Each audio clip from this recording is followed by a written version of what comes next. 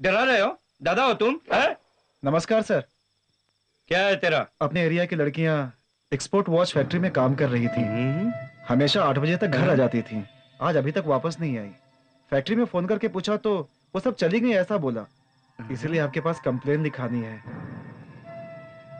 जवान लड़कियां हैं, जल्दी एक्शन लीजिए सर।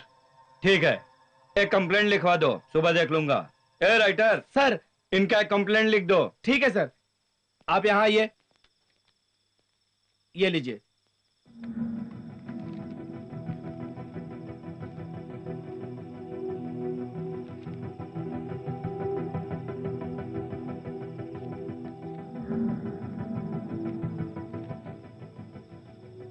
लीजिए सर। थोड़ा जल्दी एक्शन। कंप्लेंट दियो ना। एक्शन रिएक्शन तो मुझे मत बताना। जाओ यहां से। भैया भैया भैया प्रमिला, भैया भैया भैया भैया आप सब यहाँ पे कैसे बहना? पता नहीं भैया, अचानक से हमें यहाँ लेके आए। यहाँ से चलिए भैया। इंस्पेक्टर साहब, इन लोगों ने ऐसा क्या गुनाह किया कि इनको अंदर डाल दिया? रोड पे खड़े रहकर जिस्म का धंधा कर रही थी। नहीं भगवान की कसम, हमें कुछ भी नहीं पता। ये लोग झूठ कह रहे हैं नहीं भैया। सर, ये सब बहुत अच्छी लड़कियां हैं सर। ऐसा घिनौना काम नहीं करेंगी। दया करके छोड़ दीजिए सर। तेरी बात मानने के लिए मैं तेरे घर का नौकर नहीं हूँ, पुलिस वाला हूँ। चलते बनो। मेहरबानी करके छोड़ दीजिए इनको, नहीं तो ठीक नहीं होगा। डरा रहा है मुझको? है? क्या कर लेगा ये बता। उनका और तेरा रिश्ता क्या है? मैं उनका भाई हूँ सर। भाई है या फिर पति है? दादागिरी करते हो? है? नहीं छोड़ूंगा। क्या कर लोगे? कमिश्नर को कंप्लेन करूंगा। कमिश्नर कंप्लेन करेगा? जाकर इनको कैसे यहाँ से ले जाकर देख लूंगा मैं। क्या सर? क्यों रे? ऐसे कैसे देख रहा है? क्या सर ऐसी बातें क्यों कर रहे हैं? चुपचाप गया तो ठीक है, नहीं तो अंदर डालूंगा। सर मेरी बात सुनिए सर। तेरी बात सुनूं मैं?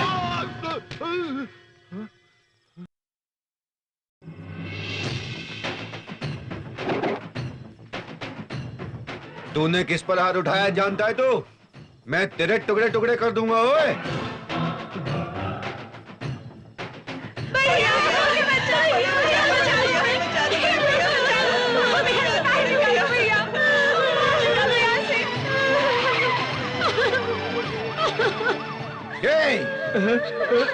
सर नहीं सर, उसे छोड़ दीजिए सर। उसे पता नहीं था आप कौन हैं। मुझे नहीं पहचानता, कोई बात नहीं, लेकिन इसको रिपोर्ट तो लिखनी चाहिए थी ना। सॉरी सर, गलती हो गई। मैं उसे समझाता हूँ। आप उन्हें ले जाइए। रिलीज करो उन्हें।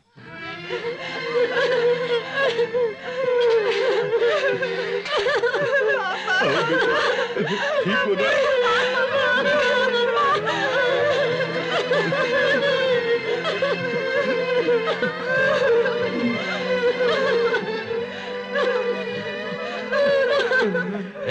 तुम्हें समझ में नहीं आता है? गलती करने वालों को छोड़कर उन लड़कियों को अंदर कर दिया तुमने।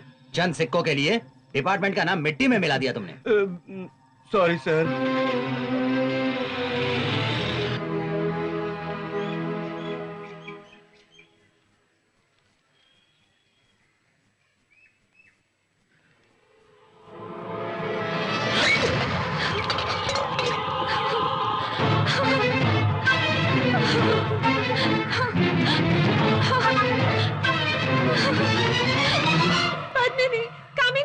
क्या हुआ? क्यों रो रही हो? हमारी मान मर्यादा सब बर्बाद हो गई। और ये क्या कह रही है तू? ये देखो। अरे अगर माँ बाप ने ये देख लिया तो फांसी लगा कर जान दे देंगे। अब हम बाहर कैसे जाएंगे?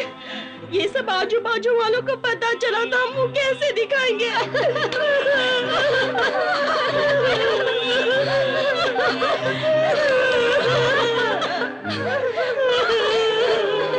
भगवान ने हमें कौन से गुनाहों की सजा दी है?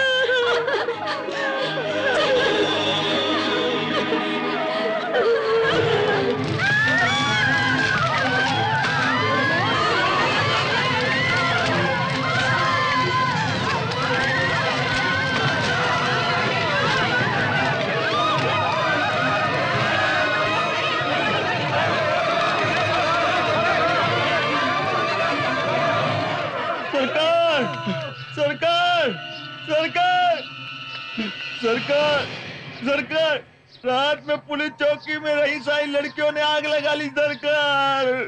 सभी एक साथ जल गई सरकार।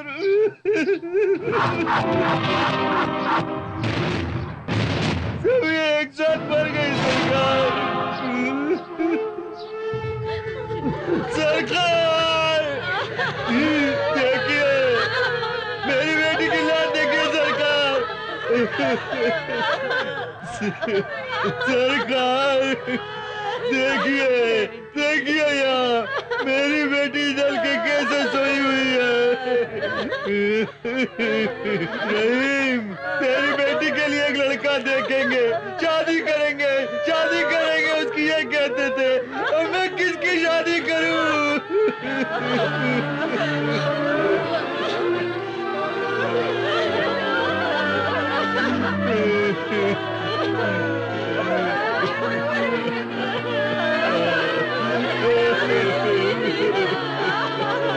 देखो मेरे कहते, मुझे छोड़ो चलेगा। इंदिरा भाई, देखो।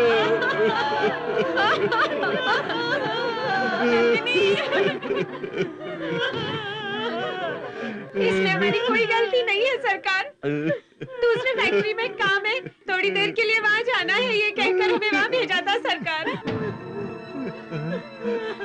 वो पुलिस वाले हमें जबरदस्ती ले गए थे वहाँ।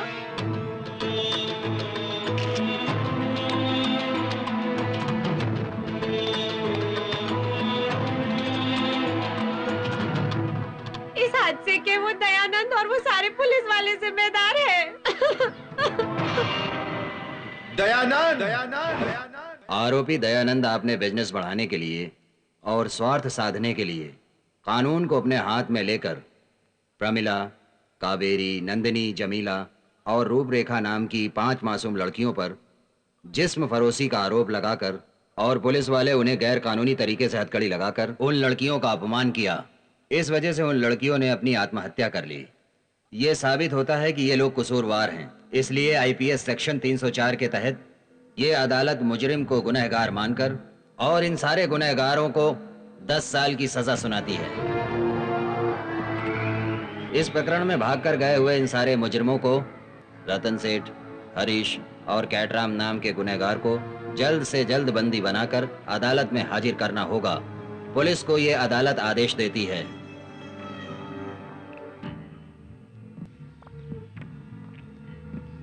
सर, क्या है?